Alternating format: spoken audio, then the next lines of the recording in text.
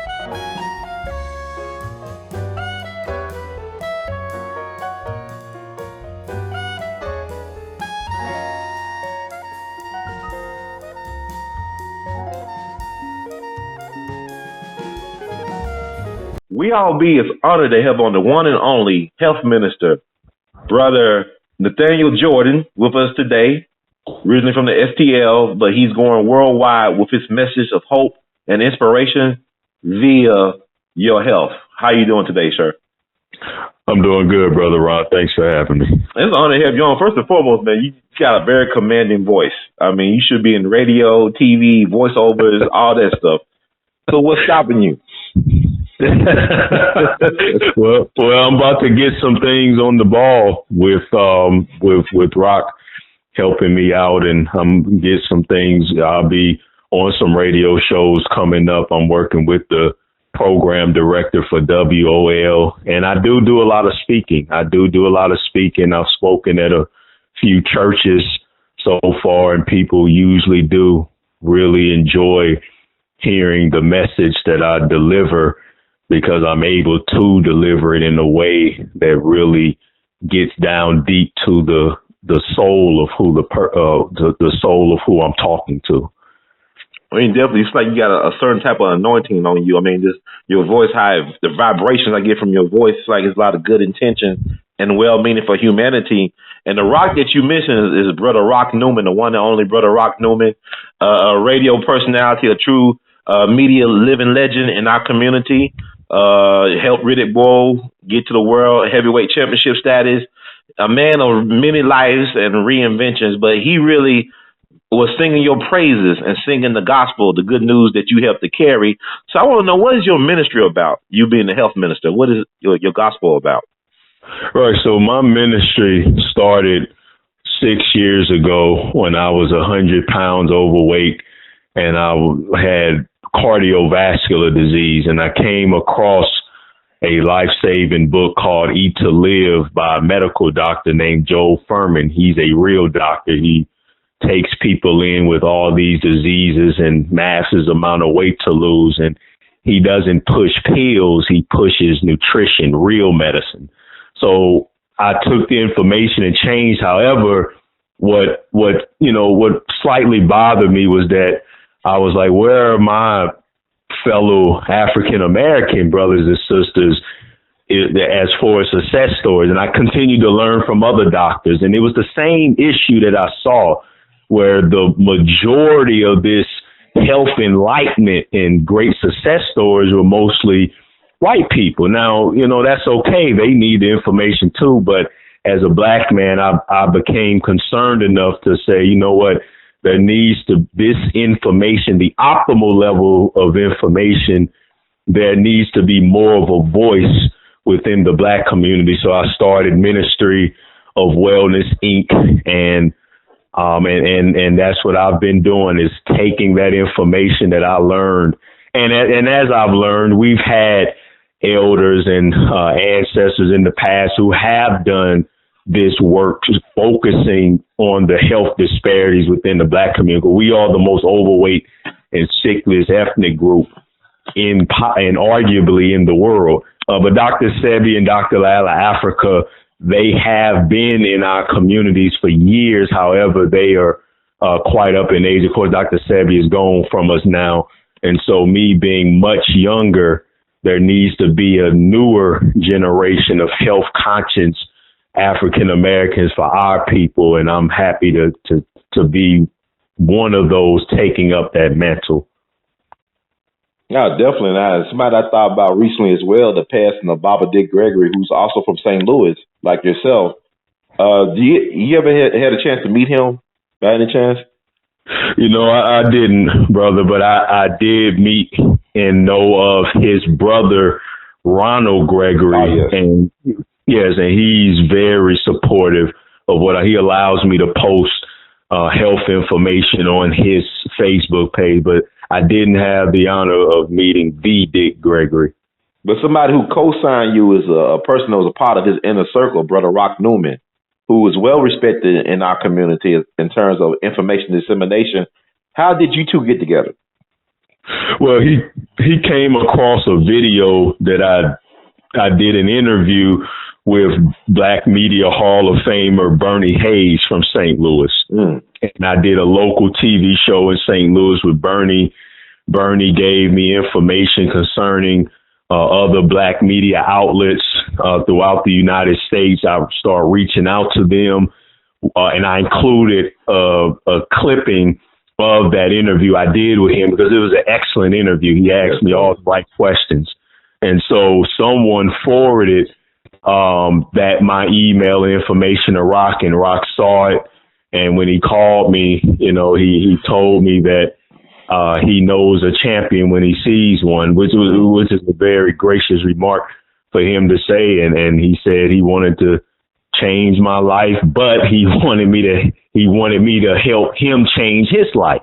Wow. And yes, and so talked it over with my wife, and I've been out here, and Rock has lost 35 pounds so far since I've been working with him and coaching him. And we have a long way to go, but he's made tremendous progress. 35 pounds lighter, and the strength training that I have him doing, and he can, even with the failures that come with trying to break free from something as powerfully addicting as what food has become, he's very happy with the results so far. And that's not, for him to basically co-sign what you're doing, that says a lot, because like I said, he was a part of Dick Gregory's inner circle. And also he helped, Riddick Bowe become a heavyweight boxing champion in the world, him along with Dick Gregory. So when he tell you that is high praise. And I want to thank Brother Hayes out in St. Louis for providing the blueprint, the excellent blueprint on how to interview you and get this important information out to the community. Because that was definitely a powerful interview that Brother Hayes did with you. So like I said, something about St. Louis guys, y'all like the show me state, so you got to show and prove. And you've been showing and proving. So I want to ask you this, because a lot of us in our mindset, you talk about the powerful addiction that is food. It's kind of like, it reminds me of cigarettes. Is it the tobacco or is it the nicotine that makes it so addictive? So what is it about food, the food that we're consuming right now, that makes it so addictive? Well, whenever you take a plant, a whole natural plant, and you strip it down and you take away all of the natural medicines and all of the fiber, it becomes an addictive drug substance. So you can chew on a cocoa leaf all day long, and it's actually healthy, but you take it and you process it down to a powder and snort it up your nose, and it's an addictive it's an addictive drug that causes all sorts of unnatural pleasure stimulation in the brain, which is called dopamine. So that's what's being done to food. The Snickers bars, the donuts, and it starts from a plant. The plant gets stripped down to its bare essentials, a white powder. Then you take the white powder and you add another drug-like substance, sugar, which comes from the cane or the beet, and it's stripped down. Then you dump it in oil, which is stripped down version of a whole natural plant. And then you heat up the oil and fry it, and then you have this concoction the foods we're eating. It's not even food. It's just drugs on top of drugs that send unnatural surges of dopamine to the brain, and then the brain gets rewired to want that addiction, and the brain will lead you to situations to support the addiction, and it's a mess. It's a mess we're in. We have then they create a whole society that revolves that has made it normal to eat oneself to death. So if you even try to break free from the society, then you have to go through the pain and the headaches of trying to be different. So that's what all of those things play a role in making the food so addictive. It's extremely pleasurable, and then everybody's doing it.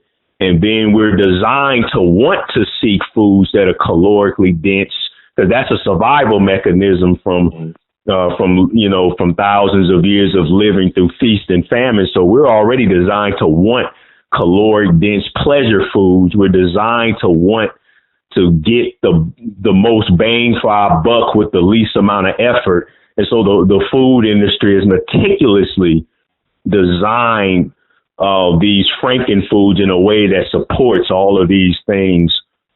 And that's why we have almost 100% of all black women are overweight or obese, and nearly 90% of black men are overweight or obese. So he said those numbers again. How much percentage-wise black women are overweight and obese? 100. Yeah, it's so few black women that are in shape and fit that is not even a percentage. The government says 80 plus percent of black women. That's the government. That's going by a BMI of 25, meaning that if you're 5'3" or 5'4", you can be over 150, 160 pounds, which for most of our sisters, they believe that's healthy. However, what I'm saying is that we shouldn't be listening to any health information coming from our government, because they're controlled by the drug and meat and egg and dairy industry. So the truth is that if you can pinch more than a full inch of excess body fat around your navel, as a woman, you're overweight. And then as a man, it's just as simple as this. You should be able to take your shirt off at any time and clearly see your stomach muscles. If that's not the case, and you can't see your stomach isn't flat because you're eating the wrong foods, that's overweight.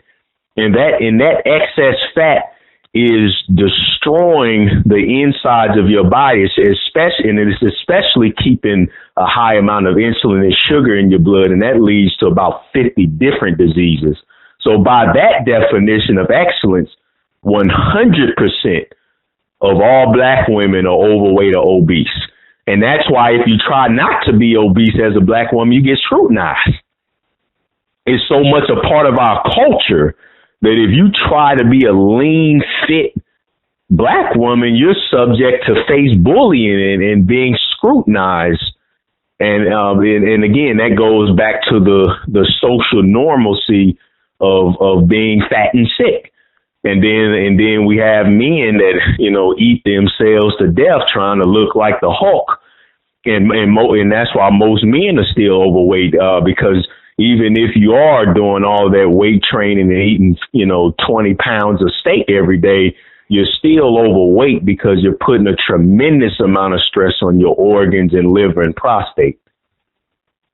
That's interesting. I mean, like what you're saying are very unpopular things to say, but they're very honest, it seems. If you look at it from a logical point of view, what you're saying should be respected in our communities, but we're not dealing with the reality of our situation as a collective.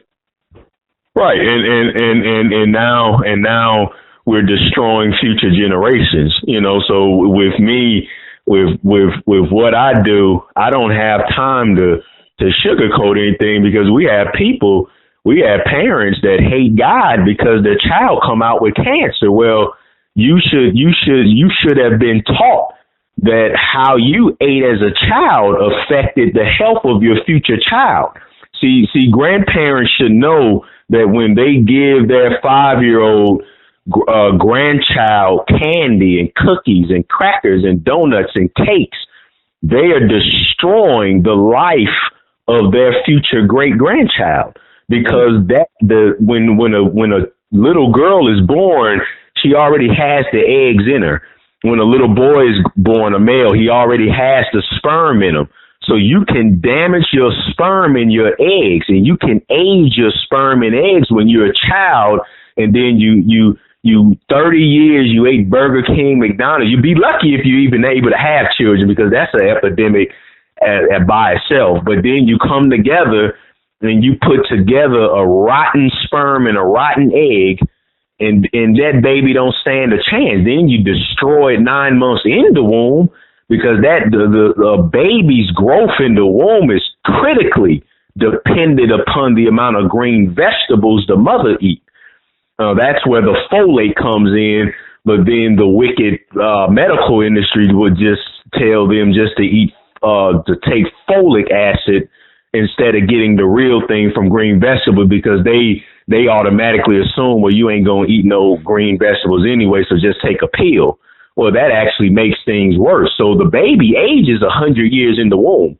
Wow. The baby comes out 100 years old with cancer out of the womb, or an autoimmune disease, or a heart defect, and then the parents they're distraught. And who wouldn't be distraught being giving birth to a very sick child? But that's what happened, and we're passing this down generation by generation. We're passing down obesity to our children and mental illness to our children, because these Frankenfoods are turning on disease-causing genes, and we're passing these genetics down. So we're destroying the health of our children. We're pretty much committing diet-induced child abuse against our own children. I mean, it's like what you're saying. All this stuff is very heavy, and it might scare a lot of people, because what you're saying is scaring me right now. It's like a scary movie. I'm serious, man. You scaring me. I'm listening like, oh my God. But what you're saying, like, I'm thinking about, okay, so it's hereditary diseases, but it's not necessarily like, it's not genetic. Like, it's choices that we make, right?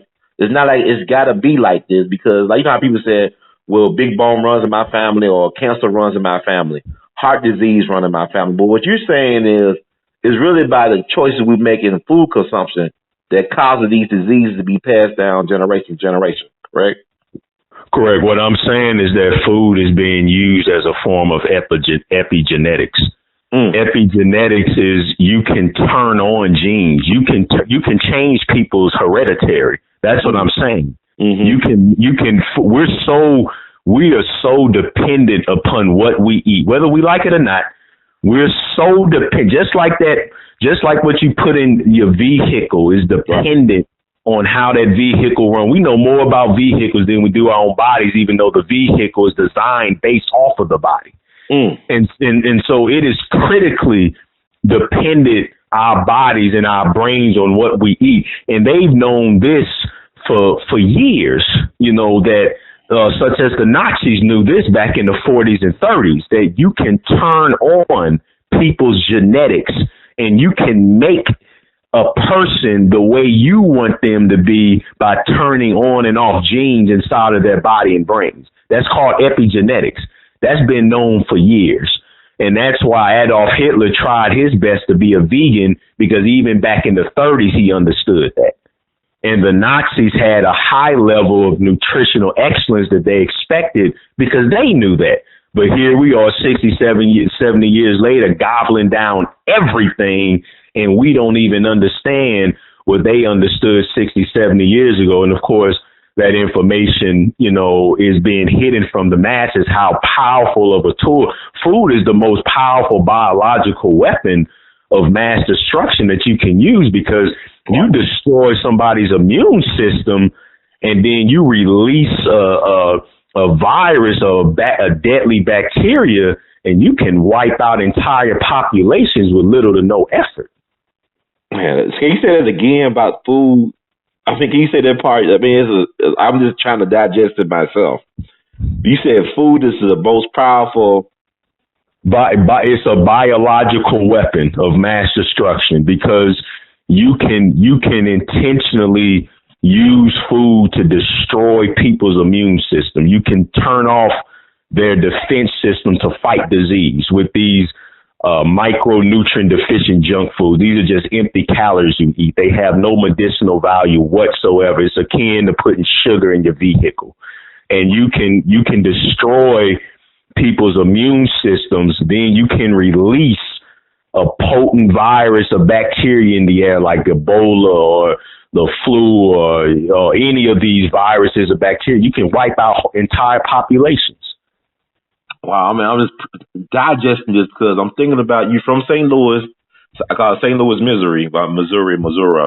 But that's the home of Monster Inc., Monsanto, GMOs. I mean, they're endorsed by the government, approved and endorsed and backed by the government. What does that say about us as a society, about our system, that you just told me all this information that the Nazis knew even back then, but that our government allowed these people to manipulate our food supply? What does it say about our system, about our government? It says that we don't have no business trusting in them, especially as black people. I mean, it shouldn't really come to a surprise. We have been lynched and brutalized and raped and murdered here for over 400 years. So we don't trust. It's only with the food and medicine that we really struggle with really coming to grips of that this is the most, when you're talking about extreme racism and destruction of the black race, it's the food and medical industry. Now, we'll all recognize that with the police. I was a police officer for 7 years in St. Louis City. So it would be like if I was talking about how racist it is and, they professional slave cats. See, it will resonate with everybody. That's like, okay, yeah, we all, know that they shoot us down and shot Trey, you know what I'm saying? But for some reason, it doesn't click. We don't want to quite accept that when it comes to food and medicine, when those industries are a billion times worse than the criminal justice system, not even close. And so the question is why? Why is it that we're so surprised that this is the type of system and is the most used system to destroy our people? Well, it goes back to food addiction, because addiction wants to believe that you can destroy your cells until they become, for 40 years, until they become so rotten they clump together and form a tumor. And that's all cancer is. But our addiction wants to believe that once we do that to our cells, that we can go inside of a hospital, and hops means death and it'll means sinner. So we can go inside a death center and take a pill that's going to wipe away 40 years of us eating all of these death shacks in our community. That's insanity. But but addiction will wire the brain to want to believe that, that can happen, even though we see it doesn't work. We can just look at our family members, and all of our family members die of the same diseases. They all take a bunch of pills, but we still go to get the same pills that we already seen in our own families. They don't work. That's the very definition of insanity, right? Keep on doing the same thing over and over, expecting a different result. Exactly. But it's comfortable to stay like that because it's the brain gets used to having that addiction. And so the brain, that's where cravings come from. The brain is trying to protect itself from suffering, from having to suffer from the loss of the pleasure. So it'll create cravings.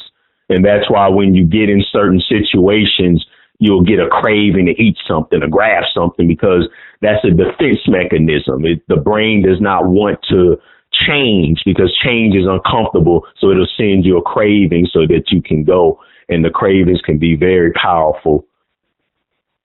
I'm just thinking about the numbers. You said like basically almost 100% of black men and women are obese or overweight. And, this is the 50th anniversary of Dr. King's assassination, crucifixion. But I'm thinking about how black men and women were 50 years ago. They had to do the marching. I mean, we were more physically fit as a people 50 years ago, correct? Would that be correct? statement to make. Yes. Why is that so? What's different from 50 years ago to now? What was the change? It wasn't as much fast food. The fast food just came on the rise, so it wasn't as much fast food. The cars weren't as popular yet, so a lot of people still walked. We didn't have as much as the pollution. I don't think Monsanto was doing the GMO, so the food was much different. The video games weren't in existence as much. The TV, we played outdoors more. We were in the sun more. A lot more exercise, a lot less meat, a lot less sugar. We were, so all of those things helped because my mother, she grew up in Mississippi in the 50s and they were poor. But poor meant that they had to grow most of their own food or they would have starved to death. So as a result, she actually was raised on an extremely healthy diet, because they were forced to grow their own food. Whereas now you're poor. That means you're depending on a check from the government to feed you. And then you can only buy junk food with your check. Whereas poor back in the 50s meant, hey, you got to get out there in the yard and grow your own food, which of course means you're exercising because you're out in the dirt, and they benefited from that environment. So that's why most of them growing up in the 50s, they didn't get fat until they got older, whereas now kids are coming out fat. And so they don't stand a chance. Most of them, most children now have heart disease by the age of 10. So what I'm saying is that if you're 10 years old, you need to pay attention to what I'm saying because you need to reverse heart disease. You said 10 years old. It's not on the parents, it's on the 10-year-old child to be responsible at that age. Correct. At 10 years old, you need to reverse heart disease. You have heart disease if you're 10. You know what? Yeah. I didn't mean to interrupt you, but it's like what you're saying is like people don't even understand. I mean, this stuff is so deep to me because people have to replay this and understand where you're coming from. You're coming from a place of love and understanding, but a lot of folks don't want to go to the root of the problem. And I keep on thinking to myself, when you lose control of your food supply as well as your education, this is what we get today. So really the system is built to destroy people. It's not built for humanity, right? Or in particular, black people. Right. Oh, yeah. It's the greatest weapon of mass destruction we've ever faced. It's the best weapon to destroy is because it also, and this is what I'll be talking about here April the 26th. I'll be doing a seminar called Genocide by Diet, how the racist elite is using junk food to create mental illness and violence in the black community. So going back to epigenetics, the food is destroying our brains because we're eating a high sugar diet, and sugar pulls nutrients out of the brain. It pulls medicines out of the brain that affects behavior. There's about 7 or 10 different nutrients that the brain needs to control aggression, to control development, to control behavior, to control depression, and sugar pulls those nutrients out of the brain. So you're left with a mentally ill, emotionally disturbed person. And then you add all the other environmental factors and you have what you have with black men just killing each other in record numbers and all the chaos we see and anger we see in our community. So once again, it's a biological weapon of mass destruction. It's creating genocide. It leads to how we feed our brains, can lead to suicide. It can lead to it perpetuates drug addiction, a myriad of social problems. There's not a social problem in the black community that can be detached from nutrition. So when you have a town meeting and you're discussing issues in the black community and you're serving donuts and you don't even mention nutrition, you wasted your time. Oh my God. It's like people gonna be so afraid, but they got, like Jack Nicholson said in the movie A Few Good Men, you can't handle the truth. We can't really handle the truth of what you're saying, the gravity. I mean, we're in a state of emergency is basically what you're telling me. Absolutely. We're in a state of emergency. We're expecting Alzheimer's and dementia to double and triple in 20 and 30-year-olds. Matter of fact, if you want to get rich, put stocks in the nursing homes because they're going to be filled with 20 and 30-year-olds from strokes in 5 to 10 years. So you can go ahead and put your stocks in that. We're looking at already 70% of all Americans are diabetic or pre-diabetic, and for Black people is upwards of 80 and 90% of everyone. Even if you're not diagnosed with diabetes, you have diabetes because if you have excess body fat, your pancreas is already overworking to produce enough insulin to pull the sugar out of your blood. So most Black people are walking around with a high level of sugar in their blood, which leads to heart disease, which is why 50% of all Black people have heart disease and high blood pressure. And then it leads to the mental issues that is affecting the amount of aggression and violence and anger that we see in our communities. I'm glad you brought up Alzheimer's and dementia because that was on my mind, really. Right before you said that, I'm glad you brought that up because I want people to understand. So basically, it's our diet. It's not necessarily hereditary. It's our diet that's killing us, right? It's the diet, the food we choose to eat is really killing us. Yeah, Alzheimer's and dementia is just another form of diabetes. When you have a high level of sugar in the brain, nutrients can't pass through. Nutrients can't get in to the brain, so the brain dies, or a build up from too much animal. Animal is high in heme iron, and the iron and copper will build up and form balls of metal in the brain that'll block blood flow. And blood carries nutrients, and blood removes waste. So whenever you compromise blood flow in any way, it causes a host of problems. And in the brain dies. That the brain dies, and when the brain dies, and then nutrients getting pulled out of the brain while waste is building, your brain can't function properly. I mean, it's just, we're just insane. The food industry has turned us insane. Who in the world would put Kool-Aid in their vehicle, then their vehicle break down, and then you're going to go to the car mechanic and expect him to give the vehicle a pill? I mean, this is just nonsensical. How we think about our bodies compared to a vehicle. I mean, the mechanic will look at you like you're crazy, then flip the switch. You go to the mechanic need an oil change, and you watch this man cut the wire that tells you need an oil change. You watch him do it. Now, what would happen? I mean, the chaos that would ensue, the lawsuits. But then we do the same thing to our body. We poison it to death. And then when our brains shrink because it wasn't getting fed the nutrients it needs, then we blame it on genes. Wow. I mean, this is like all this information. And also, I got to ask you this as well.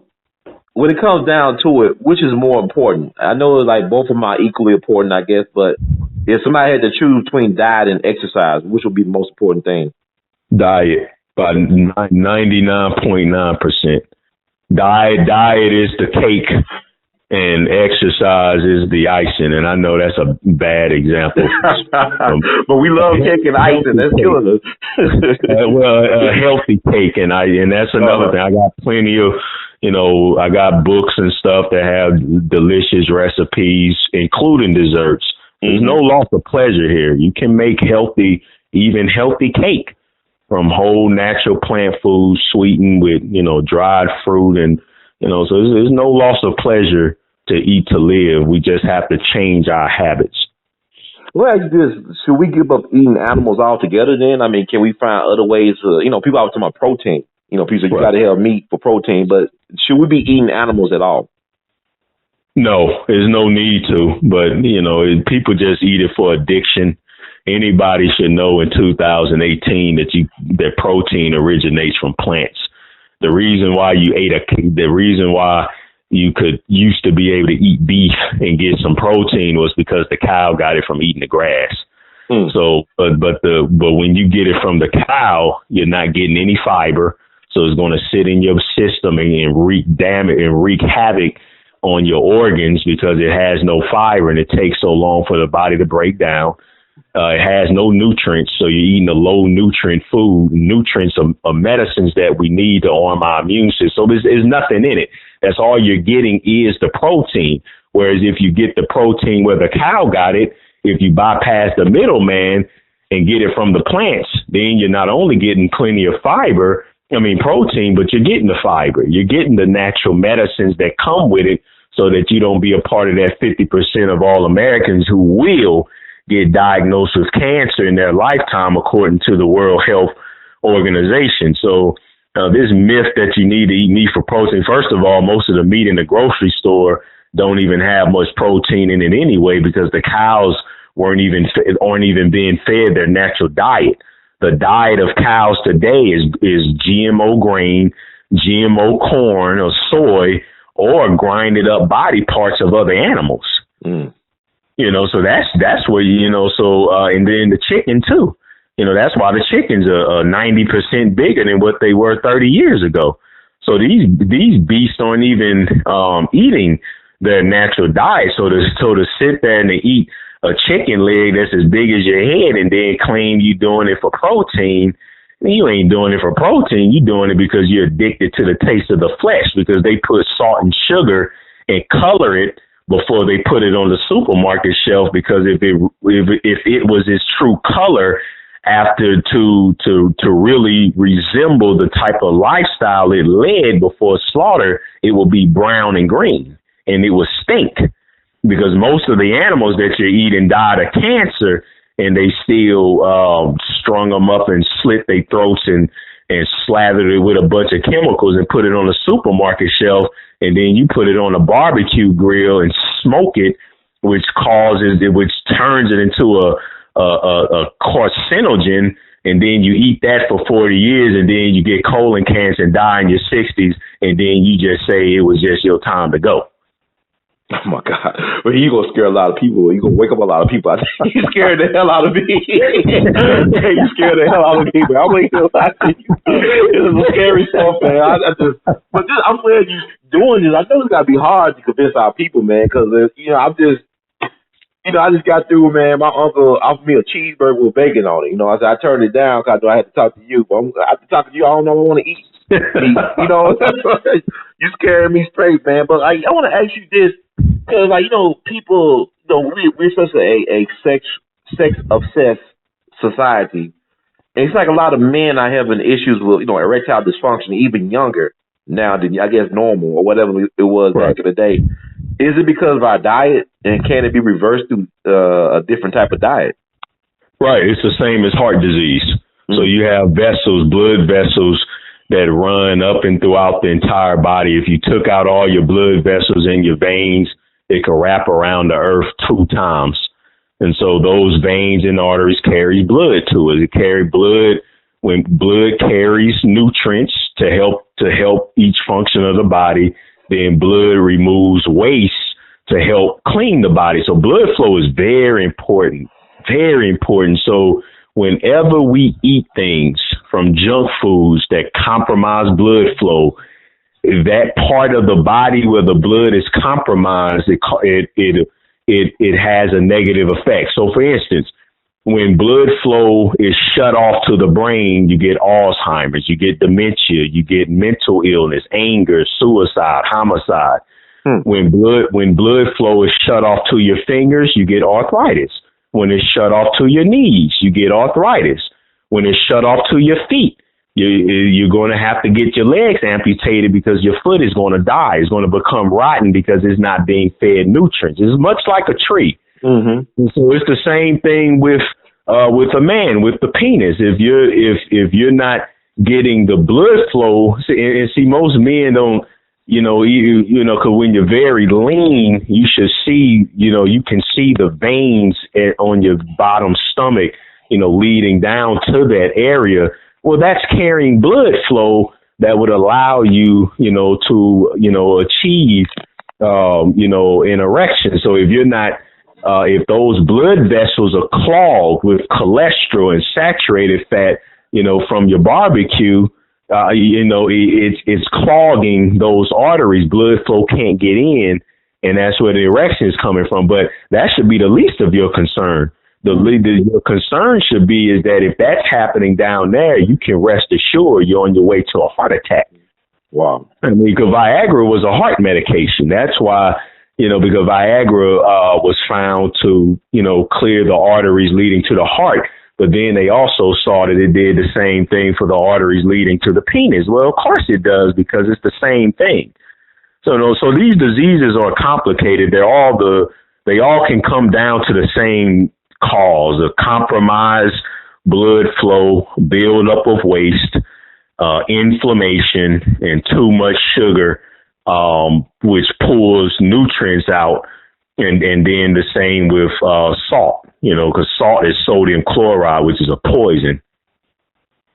But what about people that they love Whole Foods? I mean, Whole Foods, are they exceptional on how they treat their meat or food, or should we worry of places like Whole Foods?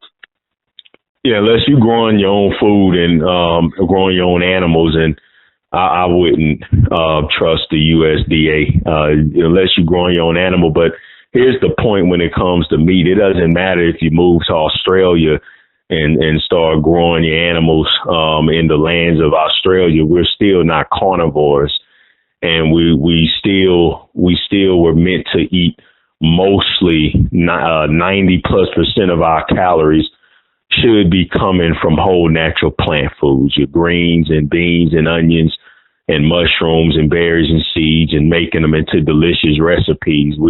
There's no biological need in 2018 to put a piece of flesh in your mouth. The only reason why you're doing it is because of addiction, to try to continue to lie and tell yourself that you have some type of medicinal need for the flesh is false. It's a myth.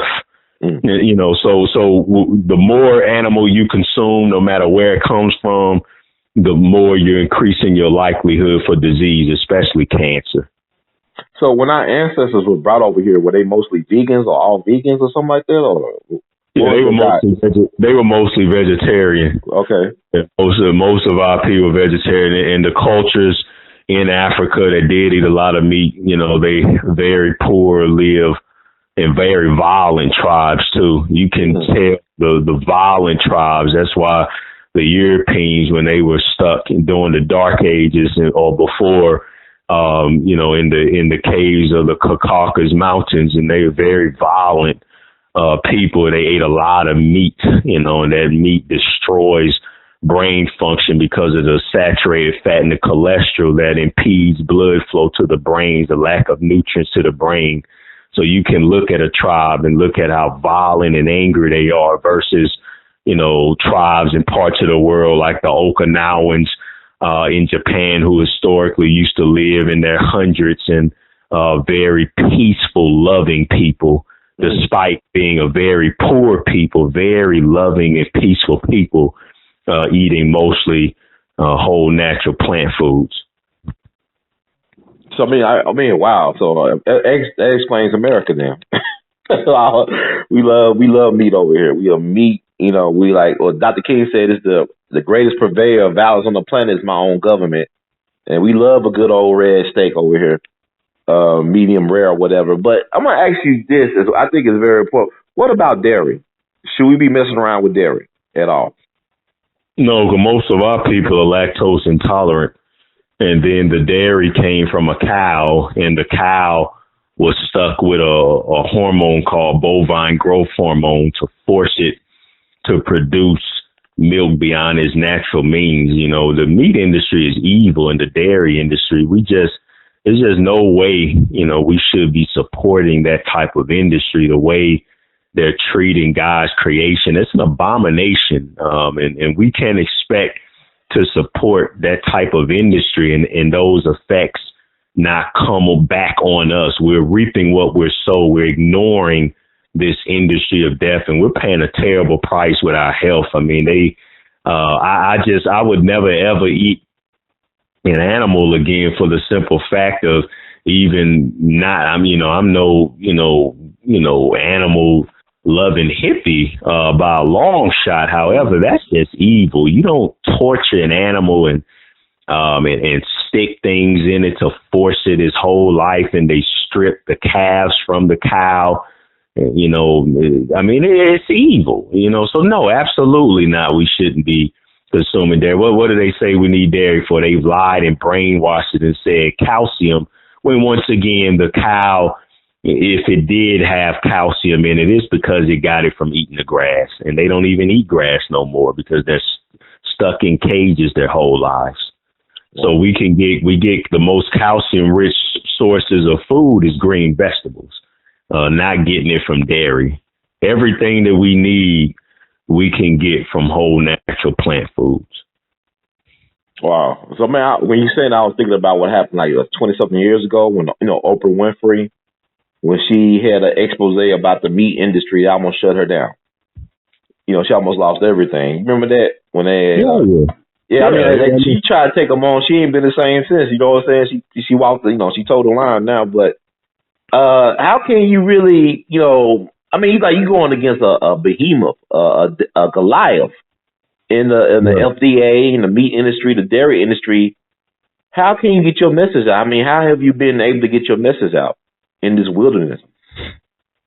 Well, you know, I haven't. Okay. But you come from St. Louis too, man. That's like, you know, that's Midwest, man. We love our White Castle and stuff. I'm just saying, we love it. Right. Well, it's, you know, all I can do is just preach the truth to people, and then I just pray that my job is just to give everybody informed consent, but it's, you know, I don't have any, you know, misconceptions that everybody is going to change. Everybody can't be saved from this monster. However, everybody deserves the right to know. You should know what cancer is, where it comes from. You should know what diabetes is. You should know that you're choosing to kill yourself with every bite you take. You should know that. And then if you choose to continue that, you know, like my father chose to continue that because, you know, you don't want to give it up, then that's fine. But at least you should know that, no, you're doing that to yourself. It ain't got nothing to do with no genes. You're changing your genes. You're giving yourself heart attack, stroke. It's your fault. You should at least know that while you're doing it. And then you can have it say, yeah, I know, but I don't want to, you know, I don't want to give it up. I choose death. I choose suffering. I choose stroke. I choose dementia. I choose Alzheimer's. Everyone should have that right. That's all I'm saying. That's what my mission is. Wow. What's been the response from your other family members? How have they received your message or not received it? I mean, anybody else took to your message in your family? Yes, my mother changed and lost 40 pounds. So she, you know, and I strength trained her before I left, and I got her very strong. My wife, she's still trying to change all the way, but she did lose 60 pounds and reverse stage 2 high blood pressure so far. And she's still trying to overcome the extreme forces of food addiction. But she's made it that far. And then my other siblings, you know, they don't listen. They have an extreme high level of respect for me, and I don't, you know, preach or berate anybody. You know, I just live my life, and if they and as long as I'm healthy, one day they might ask me questions, but until then, you can't change anybody. You just have to be a living example. That's deep right there. And I got to give you props for, you know, how you deal with your wife on this situation. Like, you're not trying to, you know, browbeat her into submission, into doing what you tell her to do. Like, submit to your vision, but you giving her a chance to, you know, figure the things out for herself, and also you giving her that support. Cause I don't see how you could do it. I don't see how you was able to do it. You know, you lost 100 pounds and kept it off for 5+ years, like, without support systems. I'm saying, what did you get your support from? I get my support from reading, doing a whole lot of reading, and just a whole lot of reading and studying. But it's a lonely path. It's a lonely path. But some of us have more of a personality that's conducive to fighting against social normalcy than others. Because social norms and the desire to want to fit in, that's called pain avoidance. And that's a big part food addiction, that it can become painful to leave the culture, because food is everything when it comes to relationships and family. But I've been blessed with a personality to where I'm a very introverted person. So I'm not as affected as the societal pressure as other people may be. So, and then I love this. I love reading about health. I love studying this stuff. I've read numerous books, a small library, documentary after documentary, even if it's the same information. I'm watching a documentary about a man going through his journey in reversing diabetes. I just love it. I love watching that stuff and hearing that stuff. And so it just becomes so a part of you. And I've always enjoyed exercising and working out, so those things have helped me. The knowledge, the extreme knowledge, the fact that it's a passion of mine. And there's no way you're going to sit here and read and study this stuff all day and it not affect your behavior. Knowledge definitely is power. So knowledge became my support system. And then my wife, she's a very good wife. So even at the height of her struggles, she always helped me with preparing my food and making the food the way that I wanted. And, she would make my food. And then when she wanted to do what she was going to do, she would just have to leave the home. You know what? I'm glad you said about how your wife was supportive of your vision, even though she might not be in total agreement in doing the vision with you. Because I have heard people saying, I want to change my diet, but my wife won't change the food. But my food, my doctor said my blood pressure high, but my wife's still going to give me support. You know what I'm saying? I heard people say stuff like that. No, like yeah. Your wife refused to, wow. Yeah. I know of a situation with a guy that was real close to me at one point. Mm-hmm. And his wife was against him. She was completely against. She wanted him to stay 300 some pounds. She didn't want him being smaller. And she fought him every way, and he gave in, and who knows what the future holds. But absolutely, there's a lot of very, very insecure women who they marry their men fat, and they want them to stay fat. And they get very uncomfortable if they start to get lean. Well, did you face that from some of your family? People like, I don't like you like this. I'm not used to, your head is too big for your body. I'm not saying that's true for you. I'm just saying how people would say stuff. Like when you start changing for your betterment, a lot of folks you thought with your friends and family, they kind of turn their backs on you, or they try to, bully you into like you said, like your former friend staying a certain size. You didn't get that type of pushback from people close to you when you start losing your weight? Oh yeah, absolutely. Absolutely. One family member very close to me, and I had to check him. I had to tell him, I had to almost nearly challenge him to a fight in a boxing match. Wow. The type of trash, I did. And he stopped when I brought it to his attention. And then, of course, I was a police officer, and that's the worst environment in the world to be carrying around a salad. And so they saw my transformation, and absolutely the amount of hate and jealousy. One person will tell me that I'm built like a killing machine, then the other person tell me I look like a weakling. I mean, which is it? Do I look like a killing machine, or do I look? How can you be both? How can you look weak and strong at the same time? But people when they see you can do something they can't do, they will. Coming out of the sad is like being a crackhead in a crack house, and then you get off crack, but you still got to stay in the crack house.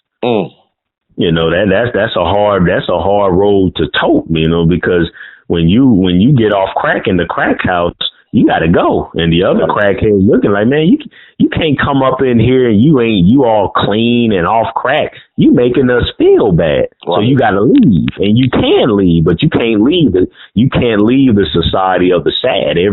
You're in the crack house trying to get off crack, but you ain't got nowhere to turn. So that's why you have to that's why I do the health coaching. So that's why Rock brought me out here, so that I can be that support system for him. Because with most people that I health coach, I'm the only person in their life that cares about them not dying of a heart attack. I don't even know them, and I care more about them not having a heart attack than their own loved ones. Is it because we're conditioned by a system that don't really respect us as full human beings? Or with I mean, I'm thinking about you in St. Louis. That's where Dred Scott is buried at, right? Who was told by Supreme Court Roger Taney that you have no rights that a white man is bound to respect you or your descendants. So are we still carrying that type of legacy of that we're in a system that does not really love us? That's why we overeat, because we got this void created by the system that we're in.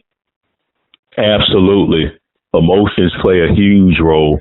We have emotional eating is huge, and the drug of choice is food now. You don't have, it's normal to eat yourself to death, so you don't have to lose your job and snort crack and go to jail. You just eat a cheeseburger.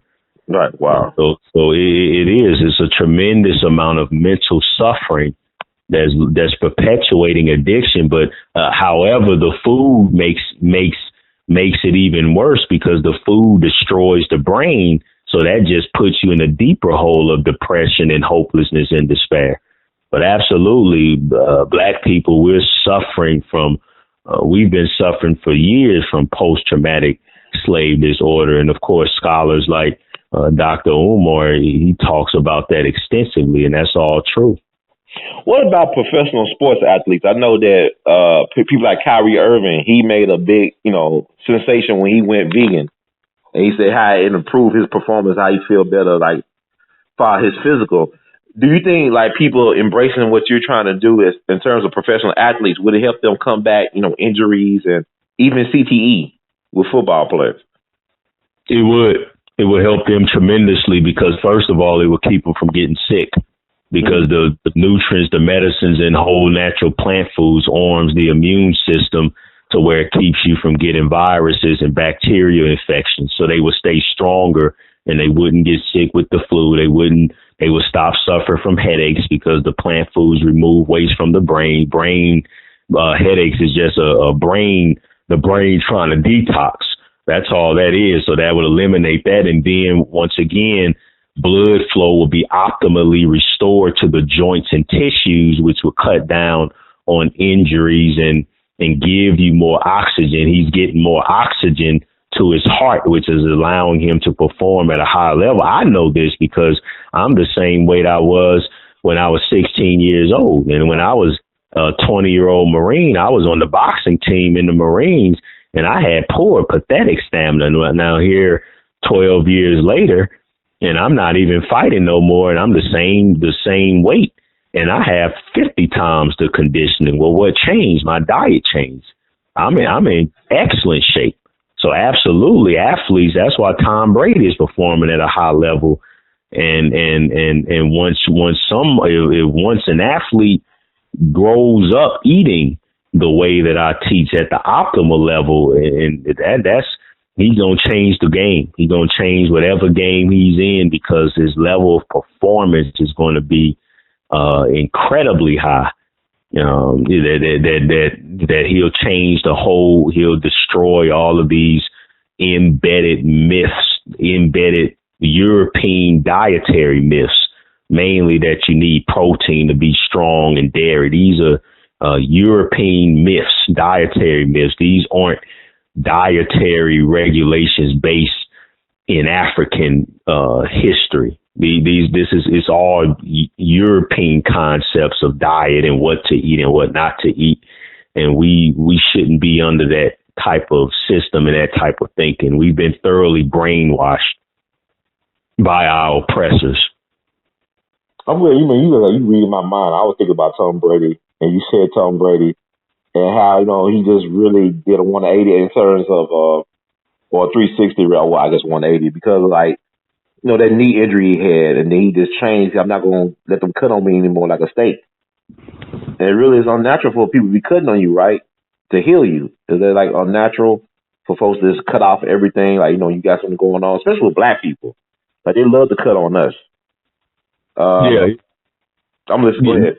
Right, yeah, it's a form of experimentation. The European medical system is based off of, it's a type of occultism or hocus pocus. It's experimentation. Cut this and see what happens. give them this poison and see what happens. That's what the whole system is about, is cut and slice and experimentation. So it's mainly like playing Lego or putting together blocks or something. It's completely, it has no basis in actually trying to solve the issue or provide any real medicinal to the body. And so it's a farce. It's a farce. It's a hoax, and it's evil because it's not giving people the assistance that they need and robbing people of their future health, and then just taking things out of the body for God knows what reasons, whether it's organ, transplants or harvesting or selling people's organs, or, just doing it just for the heck of it, just for the fun of ripping people's organs out of their body. It's a very barbaric and archaic. It's the medical industry, the European medical industry is a crime against humanity. Wow. And I'm about to wrap it up, man. You is a great guest. I look forward to having you on again. I just know you're going to blow up. I just know that this is going to take off for some reason, because I think it's the time for people to really understand what's really going on. And people deserve a right to make the choice. Like you said, they deserve a right to either live or die, but it should be their choice to either live or die. So I want to ask you also about probiotics, good or bad? Well, it's good. Probiotic just means good bacteria that supports health, and 70% of the immune system is in the gut. However, you want prebiotics to help support probiotic growth, and the best prebiotic is beans, because beans are full of resistant starch. That's a type of fiber that doesn't get broke down in the body. So when you eat beans, resistant starch goes inside your gut, stays there, and grows into good bacteria, or a probiotic. So the best pre and probiotic is beans. You should be eating a cup of beans every day, and then that will give you the fiber you need, and you will stop being constipated. So any type of bean, or any type, all of them. Any whole bean is a superfood. There's no such thing as a food that God created that grows from earth that's not healthy. Eat them all and eat a variety of them. Wow. And how long have you been doing your ministry? I've been doing this I've been full-time in ministry. It's been a little over a year, but I've been health coaching people for 6 years. I started off health coaching people for free when I lost my 100 pounds. Wow. So you got, basically, people still stay in touch with you, like former clients or people that benefited from what you have done? Do they still stay in touch with you? Do you have a group, a support group or anything like that? Well, I do stay in touch with some people that I helped from 6 years ago, and I have a growing list of success stories. I have had people reach out to me saying that, asking me about, hey, what about starting a community group or some type of forum? And that is something that maybe someone could, help me do, because that is needed, a forum, a community, support group. But of course, I'm available online on my business page on Facebook, and I always ask questions, and that's a way to have a community right there, to support each other. But that is something that's very important to have. But I don't, and that is something I need to do, an actual community forum of some sort. I just have a feeling that you're about to blow up in a good way, not blow up like in a terrorist way, but blow up in a very good way in terms of what you're putting forth. Like you with Rock Newman, that's just really, you live in your purpose, man. Like you meeting the right people. You're doing something that needs to be done. I know that you're doing the right thing because you picked something that was difficult and you sticking with it, which is to tell our people the truth about how they're eating themselves to an early grave. So also, I look forward to also hearing about athletes and other people providing testimony to your good works as well too. I believe that you're gonna get a certain number of professional athletes coming your way. I really do believe that. Is going to benefit from what you're doing. So what's the best way to get in touch with you, or how to hire you, and whatever we need to do? Because a lot of people be asking me these questions. Right. Well, my website is theministerofwellness.com. Theministerofwellness.com. That's my main website. It has I have several books preventing and reversing heart disease, high blood pressure, type 2 diabetes, cancer. I have a book that I sell, Eat for Health by Dr. Joel Fuhrman, Fast Food Genocide by Dr. Joel Fuhrman. So I have several books. I have a DVD, The Fundamentals of Eating to Live. I have a second DVD that's coming out soon, Prevent and Reverse All Disease, the truth about preventing and reversing disease. The medical industry does not want Black people to know. That's coming out soon. So you can go to products, services. I am a one-on-one health coach. If you're able to invest in your health, I'll spend 3 to 4 hours with you for only $250, and it's all payments or a donation to the ministry, so you can write it off on your taxes. So all my services are listed.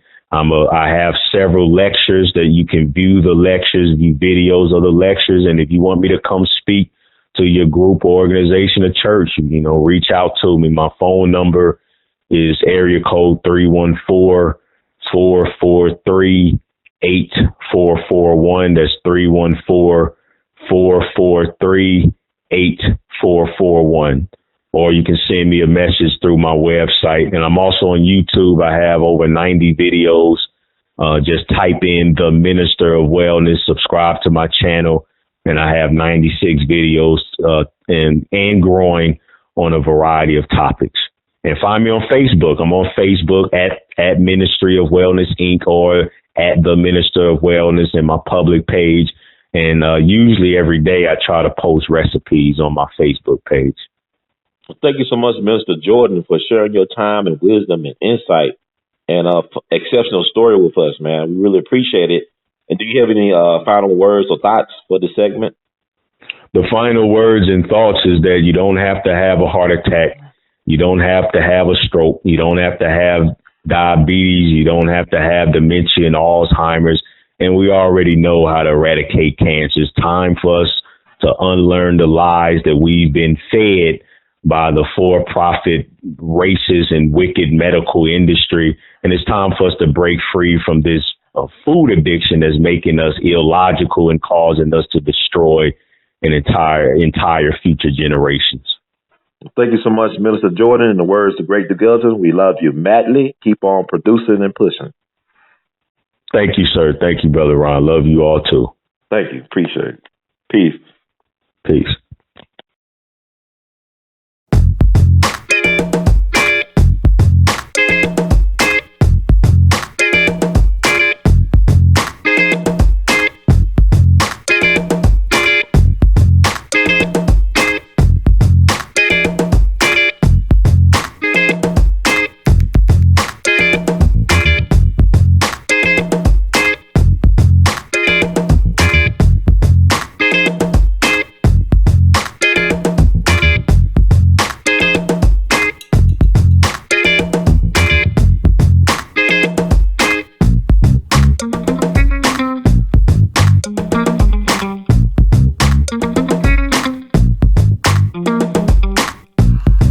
Thank you.